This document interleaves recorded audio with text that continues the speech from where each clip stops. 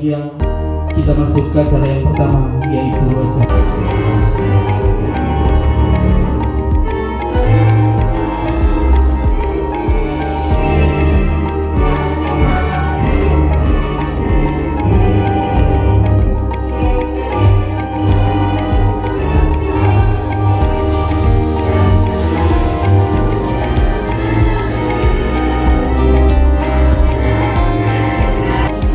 Ya, pagi-pagi supaya ceria dulu.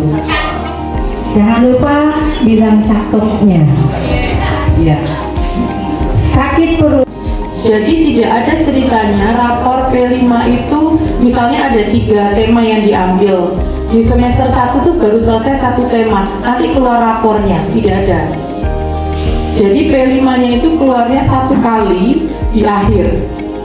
Bagaimana kalau misalnya P5-nya dilaksanakan di semester 1 semua dan selesai semua 3 tema di semester 1? Oh ya enggak, 5 dikeluarkan di akhir gitu ya Bapak Ibu ya. Kemudian di K13 ada PH, ada PTS, ada PAS. Kalau di kurikulum Merdeka adanya asesmen formatif dan sumatif. Formatif itu ya yang hari-harian. Di sekolahnya itu ada kurikulum tingkat satuan pendidikan. Kalau dulu itu ada dokumen 1, 2, 3 gitu ya Bu. Kalau sekarang kita ada namanya, kemarin sempat namanya adalah kurikulum operasional satuan pendidikan atau KOSP. Yang terbaru dia namanya nggak ada O-nya sekarang, kurikulum satuan pendidikan KSP. Ya Bapak Ibu, apa bedanya? Sama, hanya O-nya hilang. Ya, sama saja. Tuh. Kemudian ada penguatan pendidikan karakter. Kalau Bapak Ibu masih ingat di K13 itu ketika kita bikin RPP ada dicantumkan di situ karakter apa yang mau diambil kayak gitu. Kalau di kurikulum Merdeka dia karakternya ada tertuang di dalam P3 atau bukan kampanye ya. P3 itu profil belajar Pancasila. Ini saya dibikin kampanye itu. Bukan. Profil belajar Pancasila ini yang akan menjadi karakter yang akan disasar untuk anak didik kita. Ya Bapak Ibu. Kemudian Bapak Ibu, nah ini yang tadi saya sebutkan dulu pada mulai dari tahun 2022 sampai 2023 ada 3 pilihan. Pilihan 1, pilihan 2, dan pilihan ketiga. Sekarang mulai tahun 2024 ini, mulai Mei kemarin, yang 1, 2 ini sudah nggak ada. Semua wajib pilih yang ketiga, namanya kurikulum Merdeka. Jadi tidak ada lagi kurikulum K13 secara penuh, tidak ada lagi kurikulum darurat gitu ya, karena dulu kita pernah sempat COVID, sudah tidak ada lagi. Sekarang semua ada di kurikulum Merdeka. Kemudian kenapa sih kok harus kurikulum Merdeka? Saya ambil intisarinya Bapak Ibu ya. Kurikulum Merdeka itu lebih sederhana dan mendalam. Kalau Bapak Ibu merasa di awal kok berat, kok ribet, memang iya. Kenapa? Karena Bapak Ibu terbiasa dengan pola yang sebelumnya. Sehingga ketika mendapatkan pola baru, Bapak Ibu harus belajar. Sehingga karena udah keenakan yang kemarin, jadi akan merasa mungkin ada hambatan, tantangan, itu wajar. Tetapi ketika Bapak Ibu nanti udah terbiasa, maka lebih enak sebenarnya kurikulum Merdeka ini.